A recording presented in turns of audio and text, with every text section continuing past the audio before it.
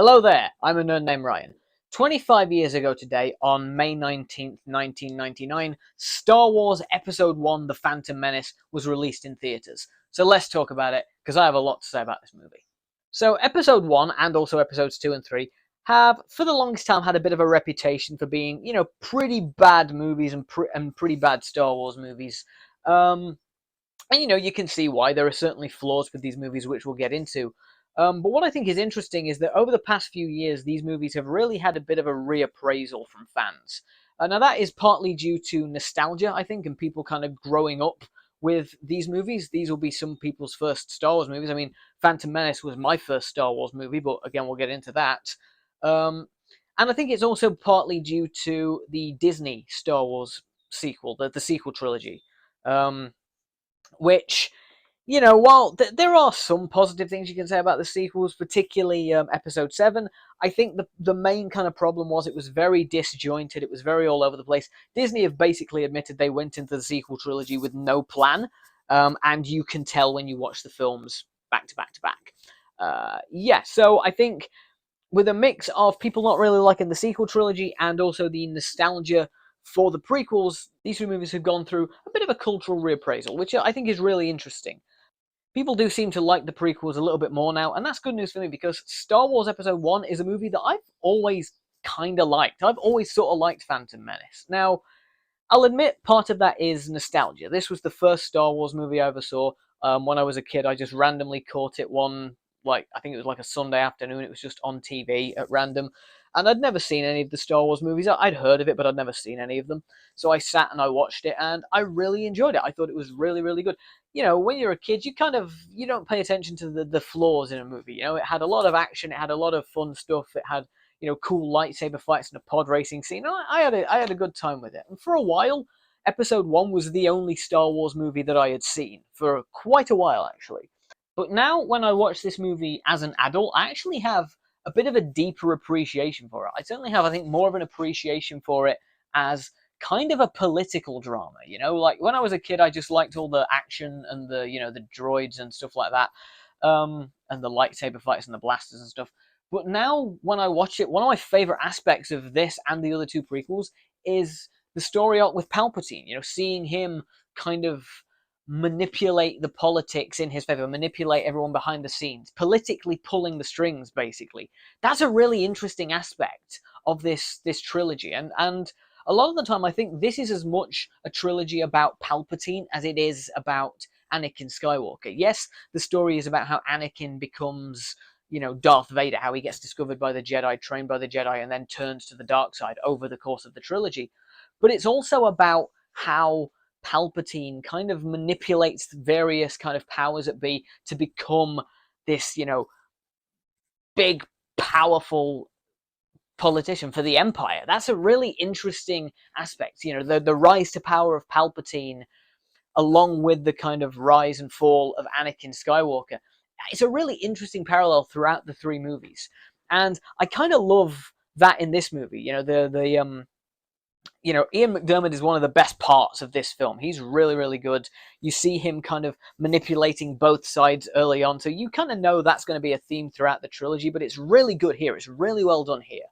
And, for as badly written as a lot of this movie is in terms of its dialogue, I think all the stuff with McDiarmid is really, really good. I think his stuff is fantastic. Now, part of that is obviously his performance, but I think it's actually some of the stronger writing in the film as well.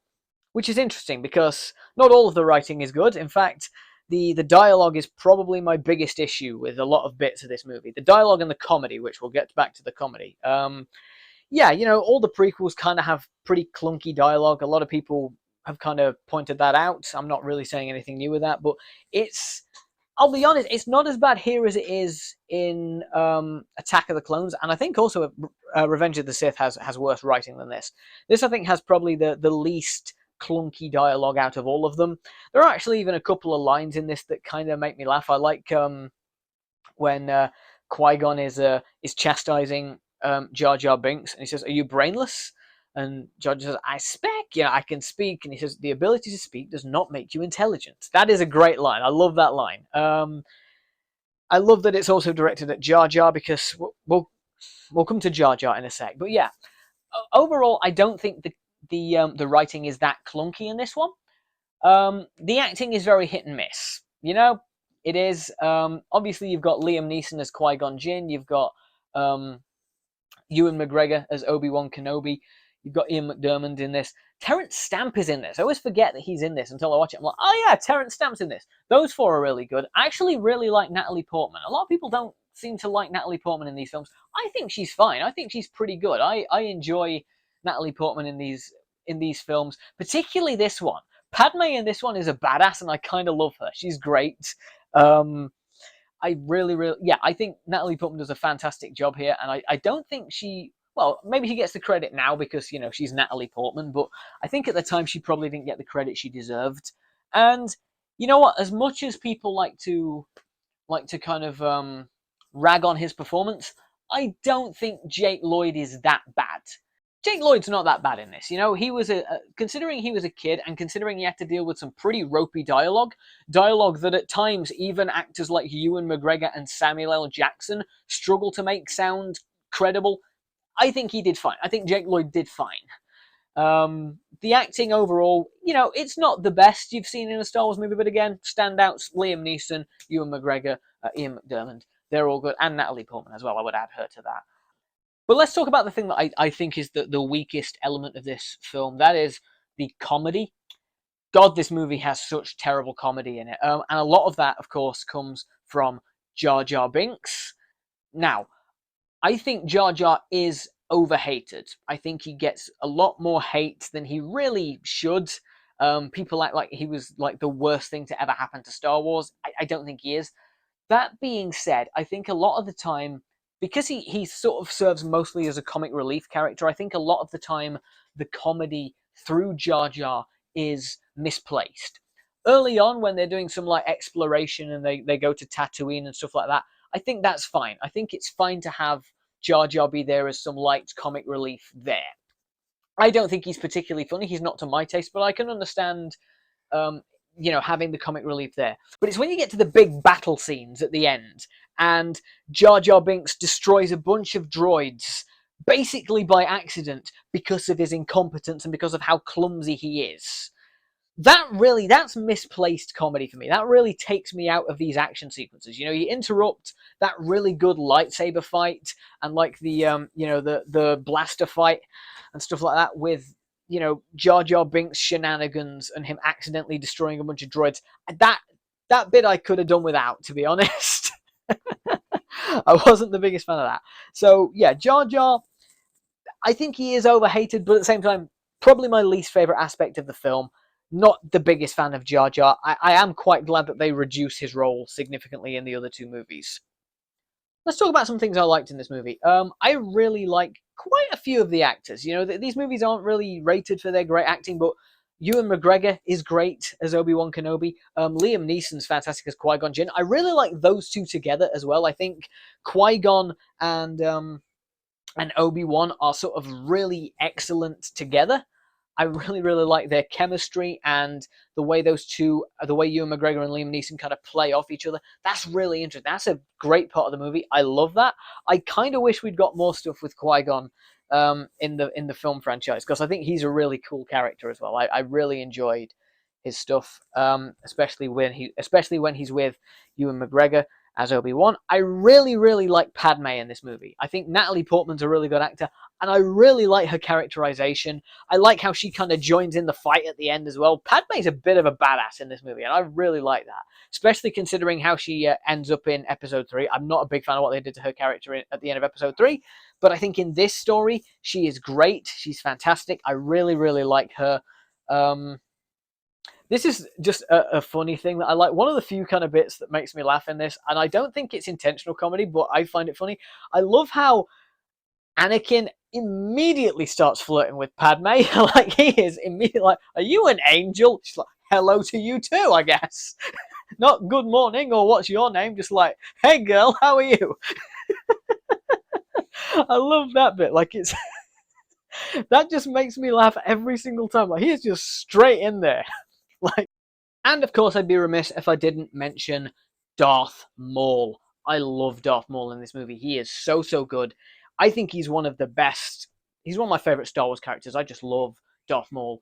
He has such a cool look to him. He spends most of the film just kind of standing around looking ominous, but he's so good at that. Ray Park is great in the fight scenes and sort of just giving Darth Maul this kind of presence. I think he's really good in the film. The lightsaber fights that he's in are great, especially the one at the end with Qui-Gon and Obi-Wan. That's fantastic at the end there. I really like how Obi-Wan sort of outsmarts him to defeat him and uses the Force to defeat him. That's really cool as well. I liked that at the end. But yeah, Darth Maul, one of my favorite parts of this. The Sith, just in general, are cool in this, because obviously Palpatine is great in these movies as well. I don't mind the pod racing scene. I kind of have mixed feelings on that. Like, when I was a kid, the pod racing scene was one of my favorite bits. But now, watching it as an adult, I'm like, this is kind of going on a bit too long. Can we get back to the story, please? Like, it's good at the start and it's good at the end. There's a big chunk in the middle. I'm like, you could have cut this out and just done a montage. But the pod racing scene overall is a positive that I enjoy in the movie still. And really, one of my other favorite aspects, not just of this movie, but of pretty much all the Star Wars, the main episode Star Wars movies, is John Williams. His music, his score, he always delivers. He always over-delivers on Star Wars. He's working overtime with Phantom Menace. This has some of my favorite music in all of Star Wars, particularly in the battle sequences at the end and the lightsaber fight at the end. Just some really great music in this from John Williams. So yeah, overall, I really like Star Wars Episode 1. Sure, some of it hasn't aged well. Some of the writing's a bit ropey. Jar Jar is in it way too much for me. Again, I don't mind Jar Jar's inclusion, but like it's a lot for me. It's way too much for me.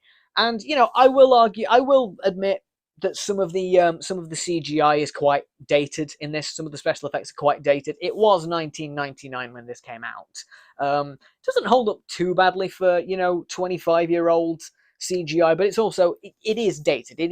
It's not the best.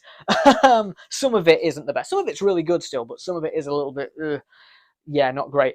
But overall, I really love this movie. I think this might actually be my favorite of the prequels. I haven't seen Star Wars Episode 3 for a while, not seen Revenge of the Sith for a while, so I'd have to rewatch that before I decided really which is my favorite of the two. But I don't know, this movie, it's a lot stronger than I remembered it being since the last time I watched it, and I've always kind of liked the film. But yeah, I had a really great time watching this again. So yeah, Star Wars Episode 1, The Phantom Menace. Overall, I think a much better movie than a lot of people gave it credit for at the time, and also probably a much better movie than a lot of people remember. But what do you think of this movie? Let me know down in the comments.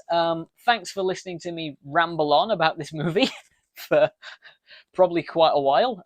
I appreciate it. Thanks so much for stopping by, and I'll see you when I see you. Bye.